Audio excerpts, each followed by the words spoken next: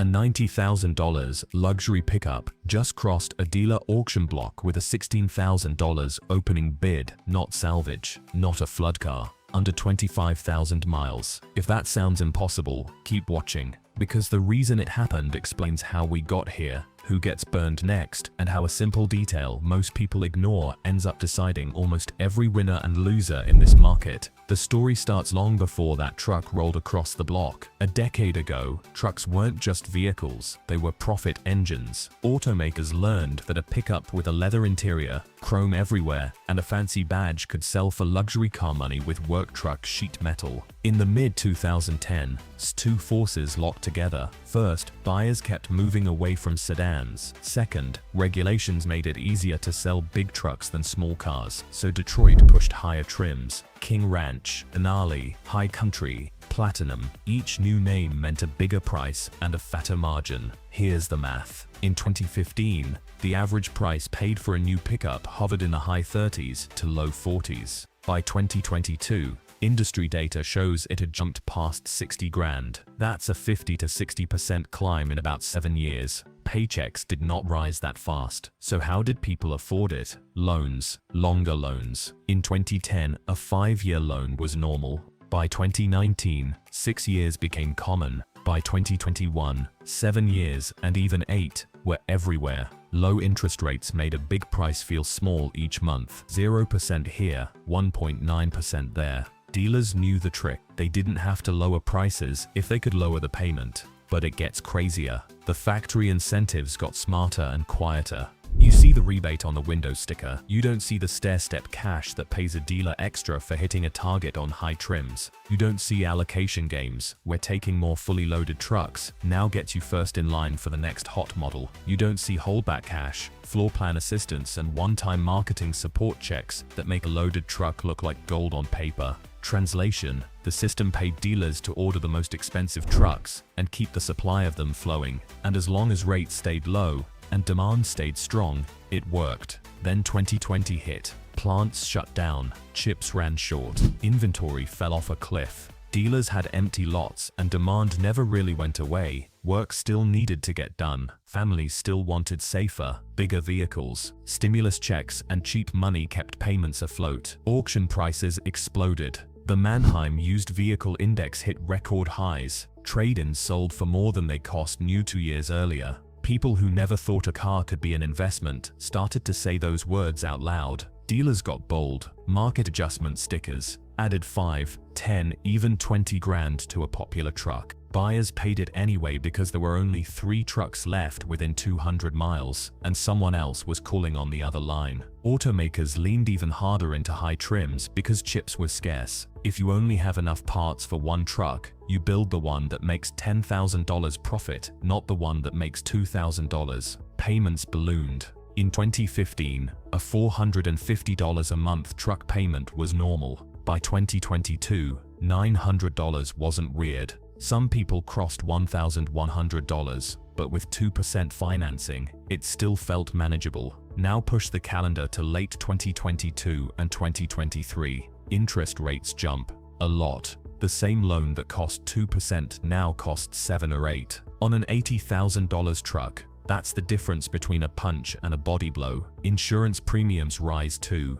Repair costs spike. Parts take longer. Insurers adjust. Fuel isn't cheap. Property taxes in some states are up. Suddenly the monthly cost to own a big truck looks like a house payment. The market starts to wobble. Inventory returns. Plants reopen. Chips get easier to find. Trucks pile up on lots in 2023 and 2024. Days supply climbs. That number means how many days it would take to sell all the trucks on the lot at the current sales pace if no new trucks showed up. 30 to 60 days is healthy. Over 100 is a headache. Some full-size lines hit that and kept going. Incentives return, so do discounts. But rates are still high, so even with money on the hood, the payment barely moves. That's when used prices begin to slide. The Manheim index falls from the peak, not a collapse to zero, but enough to sting, especially on expensive trucks that cost more to finance. Here's where the hidden gear starts to grind. Dealers don't pay cash for inventory. They borrow it on a short-term line called a floor plan. Think of a floor plan like a giant credit card for the lot. Every truck on the ground is a balance with daily interest and fees. When rates were low and trucks sold fast, it was cheap to carry inventory. When rates jumped and trucks aged, it got painful. At 8% annual interest, a dealer can pay $17 to $22 per day just to hold a $90,000 truck. Add insurance and it's more. Hold it 180 days and you've burned thousands without turning a key. Days in inventory is not just a number on a spreadsheet. Lenders track it. They send auditors to count vehicles. If a truck hits 120, 180, 240 days and the dealer is late or out of trust, credit lines get cut. A cut floor plan means you can't buy more cars, you can't stock your lot, you can't sell anything. So dealers dump aging units at auction to free up cash and keep their credit lines alive. That's how a truck that made sense at $55,000 wholesale in a normal year might cross the block with a no reserve tag and find no takers at $28,000, then $21,000, and then a desperate opening bid at $16,000 just to get the conversation going. But wait, this next part changes everything. Auctions set the real price because they're fast, public, and cash on the barrel. Banks and insurers watch those sales. When a truck is stolen or totaled, insurers pay actual cash value. That's the number they think it would bring on the open market today. If auction comps on a certain trim keep landing in the teens and 20s, the check will not start with a 5. Owners who owe far more get a brutal call. That is negative equity. It's the gap between what you owe and what the truck is worth today. Gap insurance can help, but it isn't magic. Many policies cap payouts. Some loans have add-ons the policy doesn't cover. If you rolled old debt into the new loan, Gap may not cover that either. The result is people losing trucks and still owing thousands. To see how we got to a $16,000 opening bid at a dealer auction, follow the dominoes in order. First, years of rising prices and longer loans lifted balances higher than ever. Second, a supply shock raised values even more, teaching buyers to think trucks only go up. Third, rates rose and monthly costs squeezed buyers, which slowed demand. Fourth, inventory returned right as demand softened, so days supply climbed. Fifth, floor plan costs turned inventory from an asset into a bill, and lenders started to tighten. Sixth, dealers sent aging high-trim trucks to auction in waves. And finally, auctions made all of that visible in one place, in real time with a scoreboard. You thought that was big? Try this. Not all trucks fell the same way. High trim, thirsty, heavy, or niche models took the hardest hits. A two-wheel drive heavy-duty with a 6.2 or 6.4 gas engine, long bed, chrome everywhere, and a $90,000 sticker looks amazing at a country club. It looks scary when gas is expensive and the buyer needs to tow a skid steer every day. Diesels held better for a while, but modern diesel emission systems add cost and risk. DF, DPF regens, EGR coolers, NOx sensors, and high-pressure pumps aren't cheap. One known weak point: the CP4 high-pressure fuel pump used in some past Ford and GM diesels can fail and send metal through the fuel system. That repair can cost 5 figures. Even if the truck you're looking at doesn't have that specific pump, the fear of it can show up in a bid sheet. Now layer on reliability stories everyone in truck circles has heard. Ram Hemi lifter and cam issues on some years. GM 5.3 and 6.2 with dynamic fuel management lifter collapses for some owners. Early 10-speed transmission, shudder and shift flare reports across Ford and GM. Ford EcoBoost timing and cam phaser noise on older models. Not every truck has these problems. Many do 200,000 miles without drama. But a buyer at a dealer auction with 10 similar trucks to choose from will price in the risk. That lowers the wholesale number further.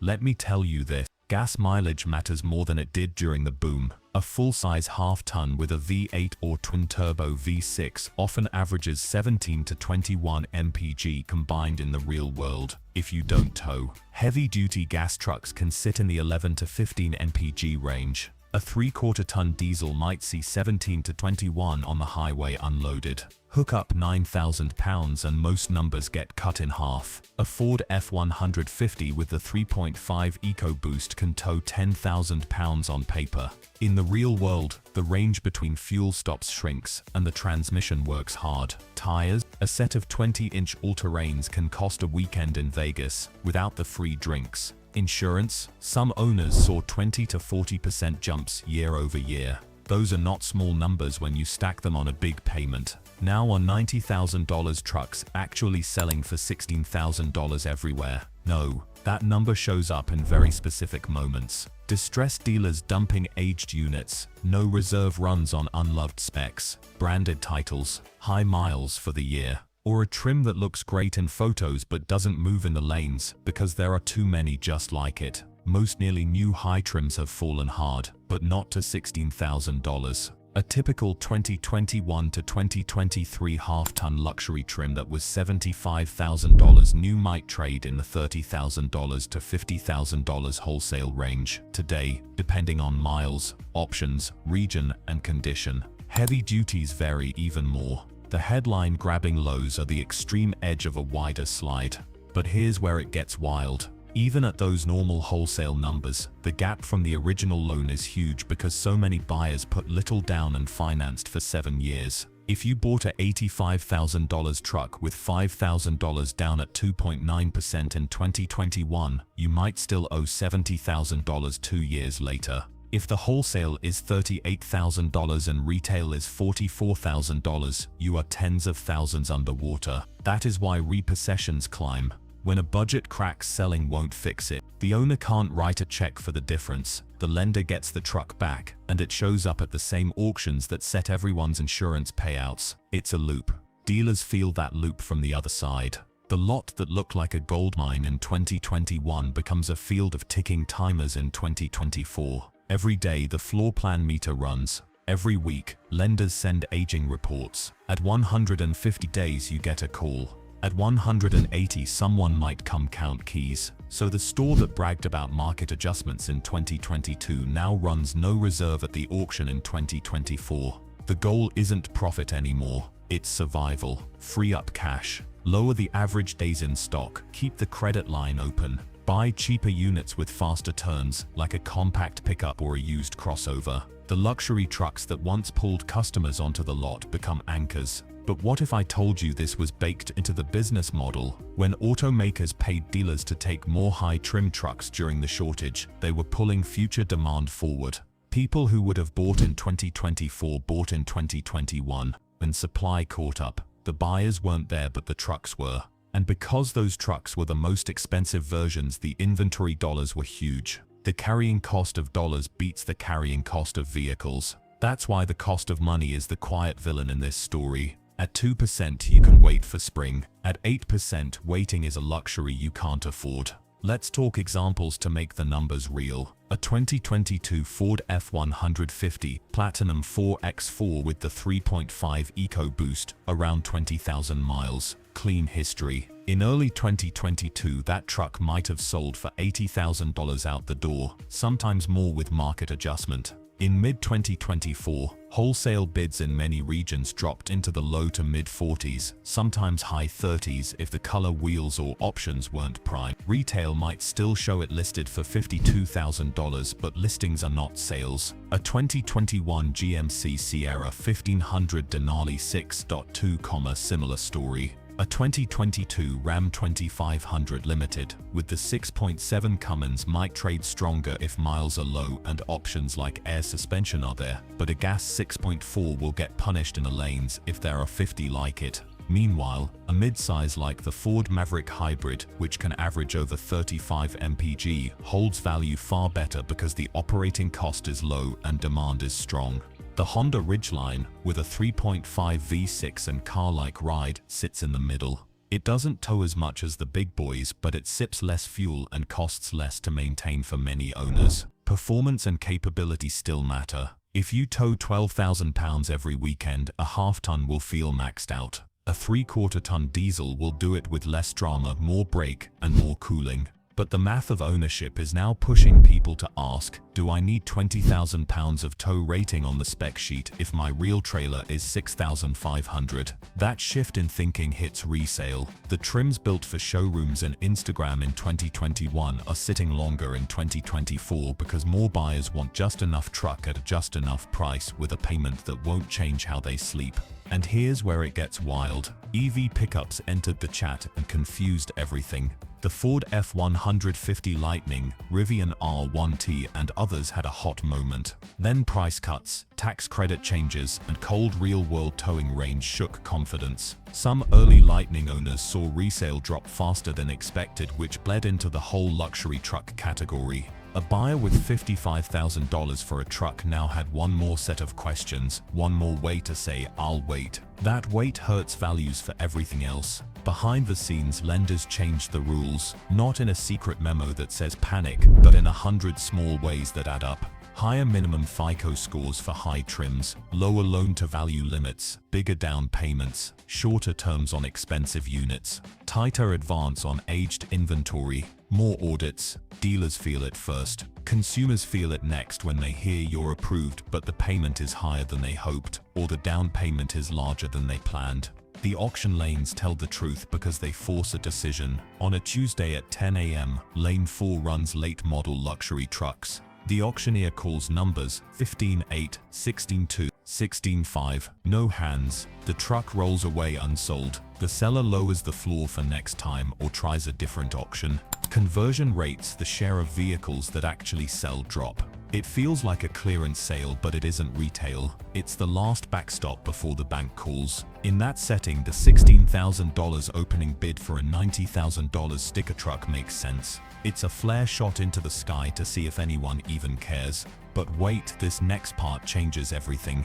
Retail buyers watching from the outside think they'll stroll in and pay auction money at a dealership. That's not how it works. Dealers pay fees, transport, reconditioning, and often arbitrations on bad units. They fix tires, brakes, chips, and sensor gremlins that modern trucks love to throw when a battery died on the lot. They need a margin to survive. Also, many of the true distress sales happen behind closed doors at dealer-only events, and the problem trucks don't always qualify for factory CPO warranties. Some high-end features cost a fortune to repair. Panoramic roofs can leak. Air suspension can sag, adaptive headlights and radar cruise sensors are expensive when they fail. A $16,000 hammer price on a unicorn unit at noon doesn't equal a $16,000 retail deal at 5 p.m. Now let's zoom in on the owners.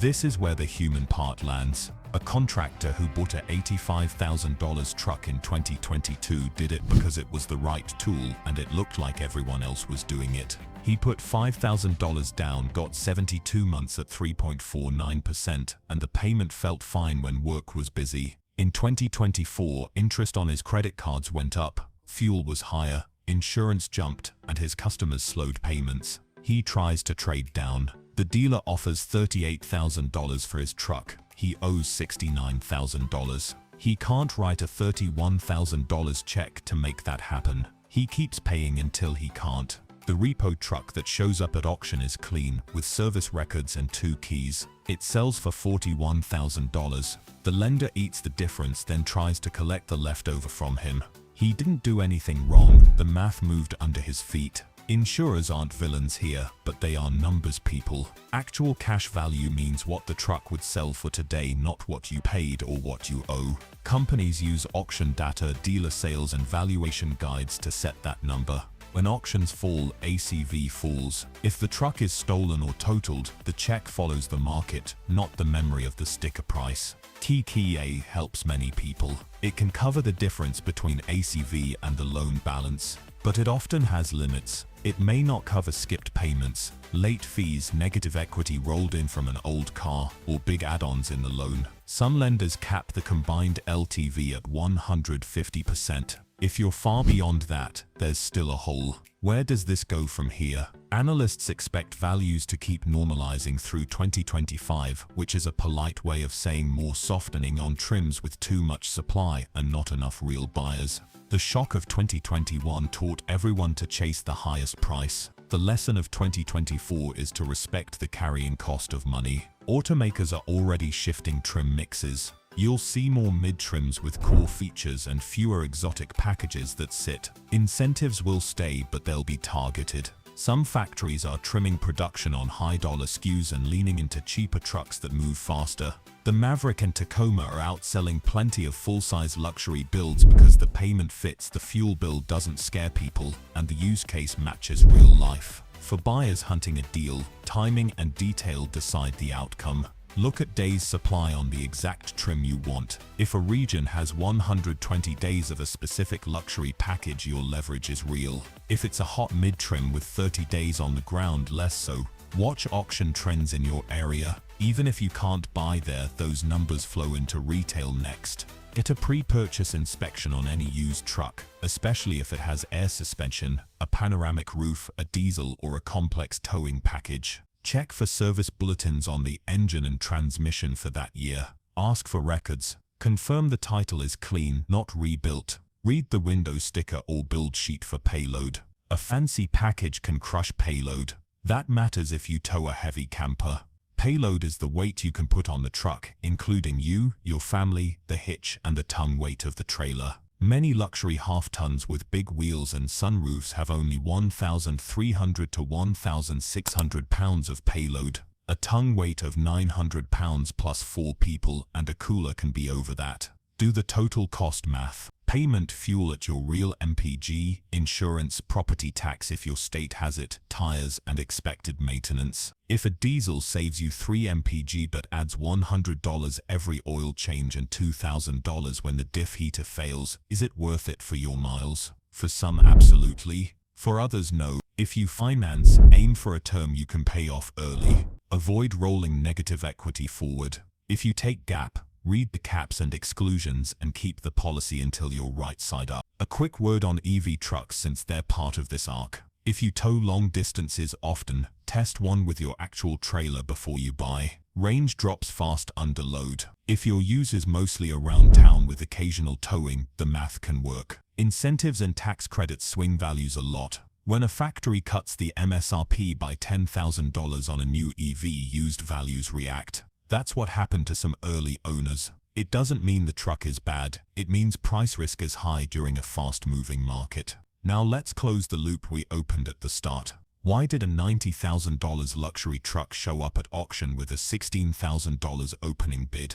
Because in that room, at that moment, the cost of money and the pressure of time mattered more than the memory of the sticker. The dealer carrying it had paid thousands in interest to hold a truck nobody bought at retail. The lender wanted the aging unit gone so the line could stay open. The auctioneer needed a number low enough to wake up a sleepy room. That opening bid wasn't a verdict on all trucks, it was a flare fired by a seller who ran out of better options. So what now, is the last question.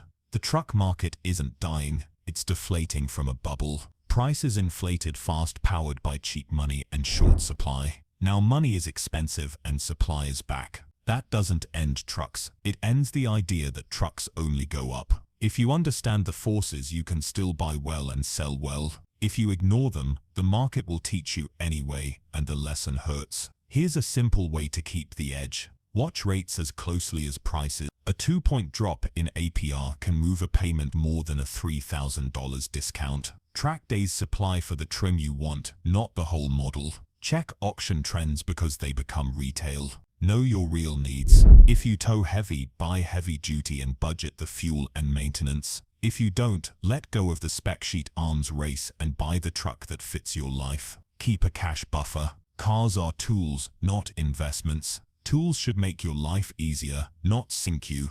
But what if I told you the ending isn't doom? It's balance. Automakers will build more sensible trims. Dealers will stock what sells, not just what shines. Buyers will remember that a 7-year loan is a promise, not a hack. And somewhere in a quiet lane at a Tuesday auction, there will still be a moment when a great truck crosses the block and a sharp buyer raises a hand at the right price. The difference between that buyer and the person who gets hurt is simple. One of them learned how the game really works. So if you see a headline about a $90,000 truck dumped for $16,000, don't just click and point. Ask why it happened, who had to sell, what the carrying cost was, how old the unit was, and how many just like it are sitting one lane over. Trucks didn't suddenly become worthless. Money got expensive, supply got heavy, and time ran out for the people who tried to wait it out. The ones who win next are the ones who move first, buy smart, and let the market's new rules work for them instead of against them. Because in this business, there's always another run list. There's always another Tuesday, and there's always one number that matters more than any badge on a tailgate, any chrome on a grill, or any leather in a cabin. It's the price of time. When it's cheap, everyone looks like a genius. When it's not, the truth shows up in the lane under bright lights with a microphone, a gavel, and a number that makes your jaw drop.